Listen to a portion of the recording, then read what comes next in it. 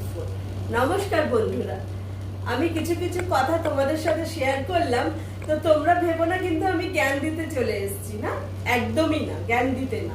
Actually আমার কথা হচ্ছে, যদি আমরা এরকম ভালো কথা বলে সমাজকে আরো ভালোর দিকে নিয়ে যেতে পারি, সেটা তো কোনো খারাপ করছি না, বলো, কারোরই ক্ষতি করছি না। বরং কেউ যদি একটু মন মারা রয়েছে বা একটুখানি আপসেট রয়েছে, তার শুনতে ঠিকই লাগবে, ভালোই লাগবে, তার মধ্যে পজিটিভিটি আসবে। আজকাল দেখো সোশ্যাল মিডিয়াতে এত অশ্লীলতা যে তার কোনো মানে সীমা নেই, বলার মতন নেই। তো ওরা যদি এটা আগে বাড়াওয়া দিতে পারে, আমাদের জেনারেশনকে খারাপ করতে পারে, তাহলে পরে আমরা কেন ভালো জিনিস বলে আরো সুধারতে পারি না, বলো?